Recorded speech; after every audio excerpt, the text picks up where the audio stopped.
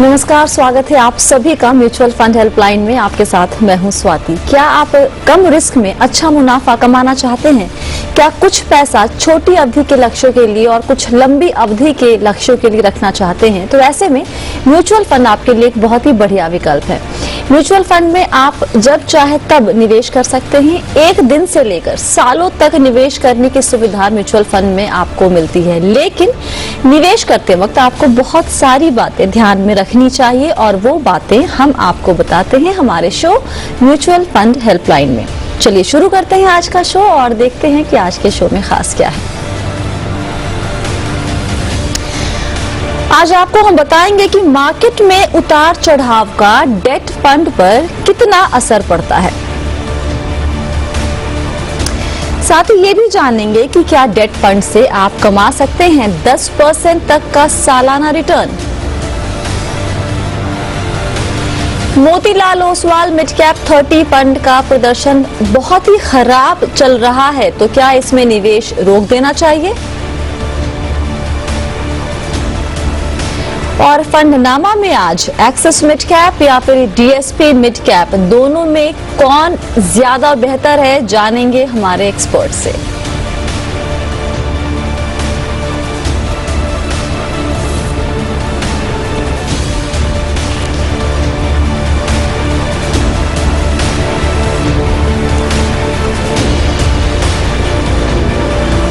और हमारे साथ आज शो में जुड़ रहे हैं सर्टिफाइड फाइनेंशियल प्लानर रूंटा सिक्योरिटीज से हर्षवर्धन रूंटा। हर्ष, बहुत बहुत स्वागत है आपका शो में। कैसे हैं? मैं ठीक हूं, थैंक यू वेरी मच। और दिवाली की तैयारी पूरी हो गई एकदम? चल रही है, अभी तो शुरुआत हुई है, बाकी सर चलिए यहाँ पे सवाल ओके, यहाँ पर हम पहला सवाल ले लेते हैं। सागर जमशेदपुर से हमारे साथ जुड़ने की कोशिश कर रहे हैं। फिलहाल उनका क्वेश्चन तब तक ले लेते हैं। सागर को करीब 10 लाख रुपए एक मुश्त निवेश करना है हर्ष, लो ड्यूरेशन फंड में। सवाल ये पूछा है कि क्या बाजार के करेक्ट होने का इंतजार करें निवेश के पहले, या फिर बाजार के उतार चढ़ाव को दरकिनार करते हुए बस निवेश कर दें। साफ सीधे शब्दों में अगर जानना चाहे तो ये पूछ रहे हैं कि क्या मार्केट के उतार चढ़ाव का असर डेट फंड के परफॉर्मेंस पर होता है या नहीं। बताइए, इंटरेस्ट रेट का मुझे लगता है कि मार्केट से इनका मतलब है कि जो ब्याज दरों में उतार चढ़ाव है उसको ये रेफर कर रहे हैं। कितना इम्पैक्ट पड़ता है उसका डेट फंड पर हर्ष?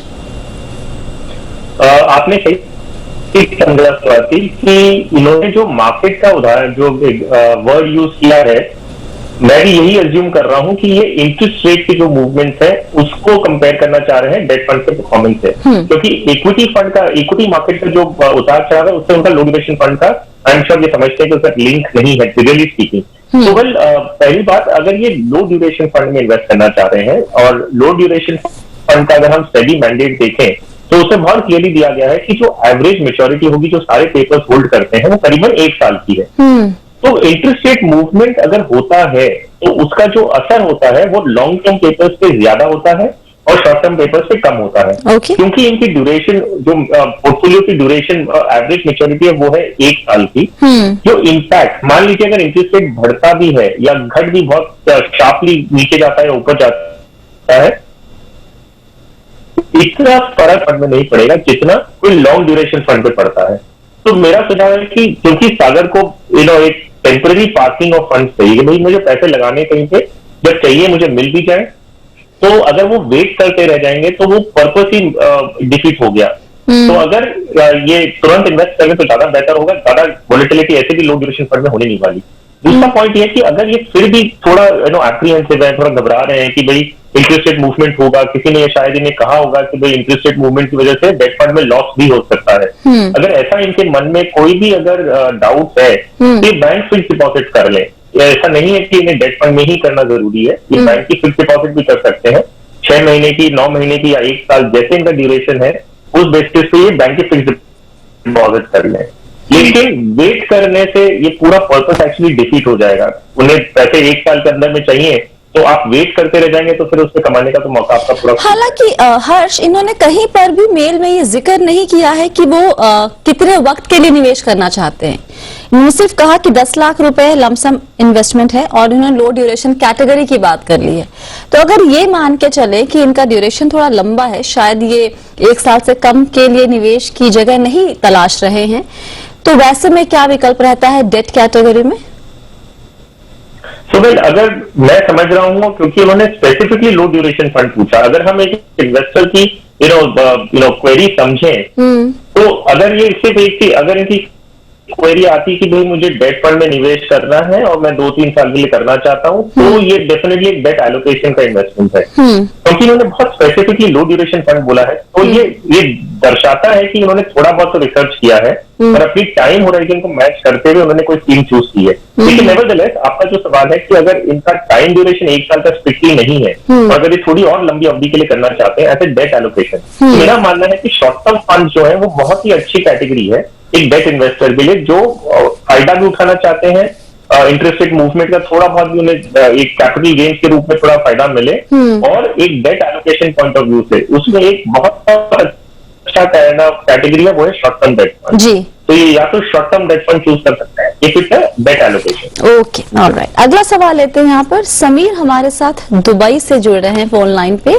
समीर जी नमस्ते। हाँ नमस्ते। आपकी प्लानिंग तो बहुत ही बढ़िया है, डिटेल्स हमारे पास है, सवाल जो है वो क्विकली पूछ लीजिए। समीर जी मैंने हाँ बोलिए, मैंने सवाल तो भेज दिया था, वही मेरे कुछ क्वेश्चंस है, उससे रिलेटेड ही मुझे प्रोफाइल के ऊपर और आंसर चाहिए। आपको ये एक शंका है कि आपका जो पोर्टफोलियो है वो ओवर डाइवर्सिफाइड तो नहीं है? एग्जैक्टली। तो एक एक करके सवाल ले लेते हैं। इनके 3-4 सवाल हैं हर्ष। ठीक ठाक पोर्टफोलियो में फंड 8 और 4 12 और इसके अलावा कुछ डेट फंड्स भी हैं। बताएं देखकर कि ये आपको ओवर डाइवर्सिफाइड लग रहा है या नहीं लग रहा? समीर जी, आपका पोर्टफोलियो मैंने देखा पूरा, आपने ब्रोकर के थ्रू, आपने कोई एडवाइजर के थ्रू आपने करीबन 4 स्कीम्स ले रखी हैं, 8 स्कीम्स आपने खुद से सिलेक्ट की है और 4 स्कीम्स आपकी डेट फंड हैं जिसके थ्रू आप एसटीपी के जरिए इक्विटी में निवेश कर रहे हैं। तो ये कंसर्न आपका जेन्युइन है कि भाई क्या मेरे पास बहुत सारी स्कीम्स तो नहीं होगी पोर्टफोलियो में, क्योंकि हमने अक्सर कहा है कि बहुत सारी स्कीम्स अपने पोर्टफोलियो में रखने से डुप्लीकेशन होता है। लेकिन अगर हम आपका पोर्टफोलियो,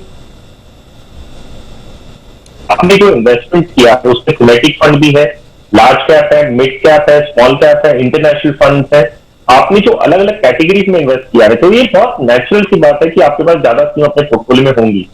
डुप्लीकेशन स्टैंड पॉइंट से अगर मैं देखता हूँ इस पोर्टफोलियो को, तो बहुत ज्यादा कोई प्रॉब्लम नहीं है। I think you can continue, और इसमें कोई वो डर जो आपके मन में था कि बहुत ज्यादा डाइवर्सिफिकेशन हो गया, वो नहीं है। फिर ऑफकोर्स आगे जाते हुए आप इन्हीं स्कीम्स से टॉपअप करिए rather than adding any more schemes in the same category. इनके पोर्टफोलियो में कई सेक्टोरल फंड्स आपको या थीमेटिक फंड दिख रहे हैं हर्ष, उस पे आपकी राय? मतलब ऑलमोस्ट 3 या 4 सेक्टोरल थीमेटिक फंड्स इनके पास है। थीमेटिक या सेक्टोरियल फंड्स की अगर हम बात कर रहे हैं तो ये एक इंडिविजुअल इन्वेस्टर की प्रोफाइल पे डिपेंड करता है। अगर हम देखें तो इन्होंने डिजिटल जो आईटी फंड है उन्होंने ले रखा है, गोल्ड ऑफ कोर्स उनके पास है, फार्मा ले रखा है, हेल्थ केयर फंड ले रखा है, इंटरनेशनल फंड इनके पास 2 हैं। सो अगर ये कंफर्टेबल है, अगर ये समझते हैं कि भाई ये सेक्टर्स में मुझे इन्वेस्ट करना है, ये सेक्टर्स आगे जाते पोटेंशियल है और उसका रिस्क वो ले सकते हैं, तो डेफिनेटली क्यों नहीं ऐड करेंगे अपने पोर्टफोलियो में, तो वो कोई दिक्कत नहीं है। आप अगर एक ही टाइप का बहुत जोड़ ले तब वो डुप्लीकेशन का पैटर्न आता है। कुछ निवेश ब्रोकर के थ्रू किया इन्होंने और कुछ खुद से किया है, स्पेशली अभी पिछले कुछ महीनों में जब इनको वक्त मिला और इन्होंने रिसर्च किया, उसके हिसाब से जानना चाह रहे थे कि ब्रोकर के थ्रू जो किया है वो सही है या नहीं, या उसको कंटिन्यू करना बेहतर होगा?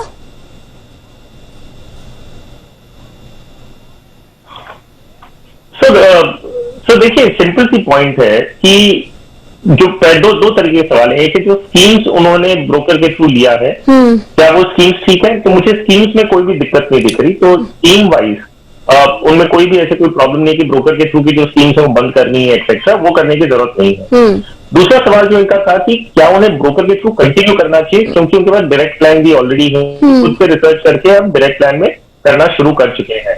तो भाई ये डिसीजन जो भी है ये डिपेंड करता है कि आपका जो ब्रोकर है, आपका जो डिस्ट्रीब्यूटर है, वो आपके इन्वेस्टमेंट में कितनी वैल्यू ऐड कर रहा है। एडवाइस के रूप में होगा, आपके मॉनिटरिंग जो आपका स्कीम मॉनिटर करना पोर्टफोलियो को, सर्विसिंग कैसी करते हैं, क्योंकि आप इंडिया में नहीं है, आप बाहर हैं, हो सकता है ऐसी कोई चीजें हो जो आपको यहाँ पर आपको कोई तो हो यहाँ पर जो मैन्युअली सर्विस करके दे। तो अगर ये सारी चीजें आपकी कंफर्टेबली चल रही है तो आप ऑब्वियसली कंटिन्यू करें। अगर आपको दिखता है कि कोई वैल्यू ऐड नहीं हो रहा है तो आप उसे डायरेक्ट प्लान में शिफ्ट कर लें, ताकि आपका थोड़ा खर्चा बच जाएगा उस चीज में। डायरेक्ट की जो TER है, जो एक्सपेंस रेशियो है, और ब्रोकर के थ्रू जो एक्सपेंस रेशियो ऑब्वियसली ब्रोकर के थ्रू थोड़ा ज्यादा है। तो ये प्योरली डिपेंड करता है कितना वैल्यू ऐड किया जा रहा है आपके पोर्टफोलियो में। आप हैं हमारे साथ? हाँ, यस आई एम यस। तो मोटा मोटी सारे सवालों के जवाब मिल गए आपको? हाँ, yes almost all are answer properly. वही मुझे मेन जानना था कि कहीं ज्यादा डाइवर्सिफाइड तो नहीं है, तो मैं थोड़ा उसको और थोड़ा क्लिक करके करता हूँ। ओवर डाइवर्सिफाइड नहीं है, हर्ष ने बताया आपको। आप जितना है सो कंटिन्यू कीजिए, और उसमें अब और पोर्टफोलियो में नए फंड्स और ज्यादा ऐड मत कीजिएगा, इसको ख्याल रखिए। Sure. Okay, thank you for your feedback. Okay sir. अगला सवाल सुभाष जी का लेते हैं। सुभाष जी ने सवाल भेजा है अपना ईमेल के जरिए। पूछा है कि क्या डेट फंड में 10% का सालाना रिटर्न मिल सकता है या फिर नहीं। बताइए कि 10% के रिटर्न की उम्मीद करना डेट फंड में ज्यादा है या फिर रियलिस्टिक है ये? देखिए स्वाति, डेट फंड का जो कंस्ट्रक्शन है, डेट फंड जो बनाए गए हैं, उनका जो डिजाइन है, जो उनकी पोटेंशियल है, या जो उनका स्ट्रक्चर है, आप कुछ भी समझ लीजिए, ये 10% के ऊपर का रिटर्न देने के लिए बने ही नहीं है। तो अब ये सवाल उठता है कि 10% के ऊपर रिटर्न अभी मिला है, कई इन्वेस्टर्स को ये एक्सपीरियंस को, गिल्ड फंड्स में भी उन्हें अच्छा रिटर्न मिला होगा। तो ये एक्सेप्शनल केसेस है। आपको समझना है कि जब इंटरेस्ट रेट घटता है, एक शार्प डिक्लाइन होता है, बहुत तेजी से अगर इंटरेस्ट रेट घटा है तो म्यूचुअल फंड को कैपिटल गेन्स होता है, उनको जो इन्वेस्टमेंट किए गए हैं उससे उनकी वैल्यू बढ़ती है, तो वन टाइम का कैपिटल गेन्स होता है। अगर हम रिटर्न को ऐड करें तो डेट फंड्स में इनकम कैसे होती है? एक है जो कूपन पेमेंट। अगर आपने कोई भी डेट पेपर ले रखा है, कोई भी बॉन्ड में इन्वेस्ट कर रखा है, उस पे जो इश्यूअर है वो आपको इंटरेस्ट देता है, तो वो है कूपन पेमेंट जो फंड हाउस को मिलता है। उसके अलावा जो है वो है कैपिटल गेन, विच मीन्स कि अगर इंटरेस्ट रेट घटता है तो बॉन्ड की वैल्यू बढ़ती है। इन दोनों को जब हम मिलाते हैं तब जाके म्यूचुअल फंड के रिटर्न एक इन्वेस्टर को मिलता है, और उसमें से फंड हाउस के जो एक्सपेंसेस होते हैं वो माइनस किए जाते हैं। तो जो स्ट्रक्चर है, अगर आप एक अच्छे पेपर में इन्वेस्ट करते हैं, AA या AAA पेपर में इन्वेस्ट करते हैं, 10% का कूपन रेट होता नहीं। तो ये जो फिनोमेना है कि मुझे 10% के ऊपर रिटर्न कंटिन्यूसली चाहिए, वो नहीं मिलेगा। वंस इन अ व्हाइल अगर आपको कोई एक्सेप्शनल इवेंट्स हो गए इंटरेस्ट रेट घटने के, तो आपको प्रॉफिट मिल सकती है। तो मेरा कहना यह है कि क्योंकि इनके सवाल एक बहुत पर्टिनेंट क्वेश्चन है, बोले डेट फंड में मुझे 10% के ऊपर मिल रहा है आज की तारीख में, और इक्विटी में इतना रिस्क क्यों लूं मुझे 10% के ऊपर डेट फंड में मिल रहा है। तो क्वेश्चन सिंपल है कि आप अगर रिटर्न खाली स्पेसिफिकली देख रहे हैं तो डेट फंड में 10% के ऊपर कंटिन्यूसली रेगुलरली मिलना मुश्किल है। वंस इन अ व्हाइल हो सकता है आपको कोई पीरियड में मिल जाए। Equity on the other hand ना, उसका जो स्ट्रक्चर, उसका जो अपर लिमिट नहीं है। इक्विटी का क्या, वो अपनी कंपनी के परफॉर्मेंस और इकोनॉमी से लिंक होता है, तो उसमें रिस्क और वॉलेटिलिटी डेफिनेटली ज्यादा है, लेकिन SIP के जरिए आप वो वॉलेटिलिटी को मिटिगेट कर सकते हैं। ओके, क्विकली एक और सवाल ले लेते हैं। यहाँ पर सम्राट बैनर्जी हमारे साथ जुड़े हैं फोन लाइन पे। सम्राट जी नमस्ते। नमस्ते madam. Motilal Oswal mid cap 30 fund से आप थोड़ा परेशान हैं, राइट? हाँ, परेशान तो है, बट मतलब स्टडी किया बहुत, लेकिन लग रहा है कि नहीं कर रहा परफॉर्म। कितने साल से निवेश किया हुआ है इसमें? मैम मेरा पहला फंड था, 3 साल हो गए इसको। 3 साल हो गया। और कितने सालों के लिए सोच के किया था? किया तो था 5-7 साल के लिए। 7 साल। ओके, परफॉर्मेंस वाइज हर्ष, फंड की परफॉर्मेंस वाकई थोड़ी डिसअपॉइंटिंग है। कैटेगरी आप बेंचमार्क छोड़ दीजिए, आप कैटेगरी की तुलना में भी देखिएगा तो बहुत ही कम है। तो आप क्या सलाह देंगे? It's a kind of focused mid cap fund actually. Absolutely right. ये जो मिड कैप 30 जो फंड है, ये फोकस्ड मिड कैप फंड है। इनका जो मैंडेट है वो बहुत सिंपल है कि वो कोई at any point in time वो 30 कंपनियों से ज्यादा ऐड नहीं करेंगे अपने पोर्टफोलियो। तो आप ये देखेंगे कि मिड कैप इन्वेस्टिंग जो होता है ना, वो एक्चुअली डाइवर्सिफिकेशन बहुत इंपॉर्टेंट होता है। उसमें आप फोकस्ड एटीट्यूड लेके चलेंगे ना, तो बहुत रिस्क शायद बहुत ज्यादा हम मिड कैप कैटेगरी देखें, उनमें एवरेज होल्डिंग जो है वो 45 से 50 कंपनीज में वो करीबन इन्वेस्ट करते हैं। तो जो रिस्क है, जो एलोकेशन है, वो डिवाइड होकर 50 कंपनियों में चला जाता है। तो यस, आप समझ ही गए होंगे मैं कह रहा हूँ कि स्कीम से निकल जाइए। इसकी जगह पे आप अगर मिड कैप कैटेगरी में रहना चाहते हैं तो एक्सिस मिड कैप एक फंड है जो आप अपने पोर्टफोलियो में जोड़ सकते हैं। ओके, तो इससे निकलने की सलाह मोतीलाल ओसवाल मिड कैप 30 से, और अगर शिफ्ट करना है मिड कैप में तो एक्सिस मिड कैप एक आपके लिए ऑप्शन हो सकता है। सम्राट जी, वक्त है एक छोटे से ब्रेक का। ब्रेक के बाद हम कुछ और सवाल लेंगे, जवाब देने की कोशिश हम पूरी करेंगे। आप सभी बने रहिए म्यूचुअल फंड हेल्पलाइन के साथ।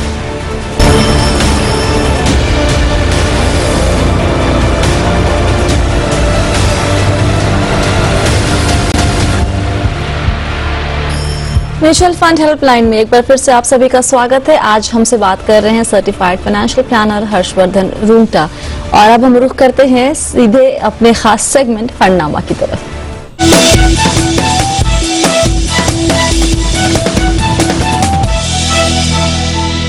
और फंडनामा में आज हम हर्ष से जानेंगे कि भाई एक्सिस मिड कैप और डीएसपी मिड कैप, इन दोनों में इनकी पसंद क्या है।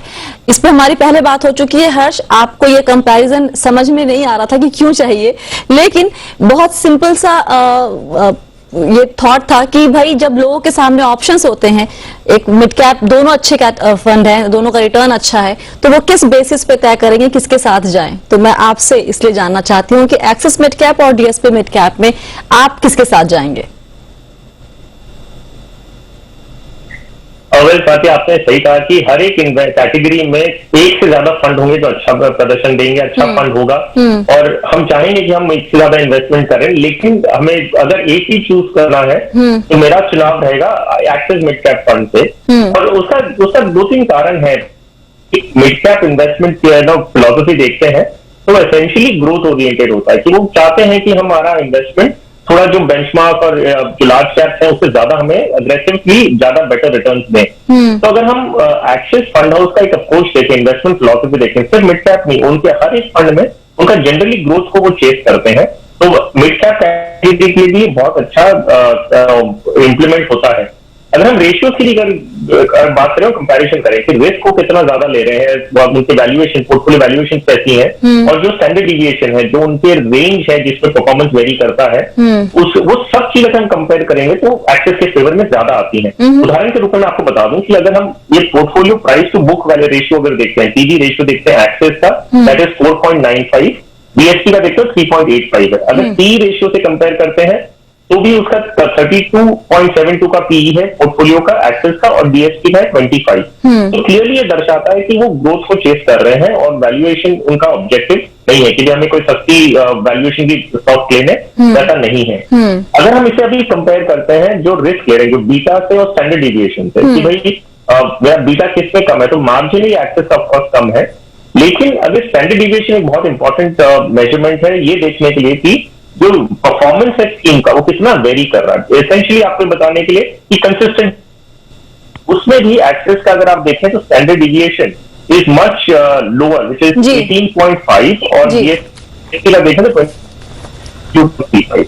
तो ये खाली बेसिक डेटा है ये दिखाने के लिए कि ज्यादा कंसिस्टेंसी विद ग्रोथ आपको एक्सिस में दिख रहा है बिटवीन द टू। लेकिन दोनों स्कीम्स अच्छी हैं, ऐसा नहीं है कि अगर आप डीएसपी में इन्वेस्टमेंट कर रहे हैं तो आपको यहाँ से एग्जिट करके एक्सिस में करना है, ये नहीं कह रहा हूँ। जी, ये बात हम हमेशा दर्शकों को बता भी रहे हैं लगातार कि जब भी हम दो फंड की तुलना करेंगे तो इसका मतलब ये कतई नहीं होगा कि आप एक को बंद करके दूसरे में निवेश शुरू करें, ऐसा नहीं है। दोनों अच्छे फंड है, दोनों में कुछ चीजें अलग हो सकती हैं, कौन कितना रिस्क लेके कैसा रिटर्न दे रहा है उसको डिटेल में आपको भी हर्ष ने बताया, और उसके हिसाब से एक्सिस मिड कैप इनकी नजर में थोड़ा ज्यादा बेहतर फंड दिखता है। बहुत बहुत शुक्रिया हर्ष आज सभी सवालों के जवाब देने के लिए। और हम चाहते हैं कि आपके सवालों के जवाब भी हम जरूर दें। इसके लिए आपको अपने सवाल हमें भेजने होंगे। सवाल कहाँ भेजने हैं वो डिटेल्स आपकी स्क्रीन पर है। सवाल जब भी भेजते हैं तो प्लीज अपना नाम और नंबर जरूर लिखिए, साथ ही शो के बारे में फीडबैक भी हमें जरूर दीजिए। फिलहाल के लिए शो में इतना ही। बने रहिए जी बिजनेस के साथ। नमस्कार।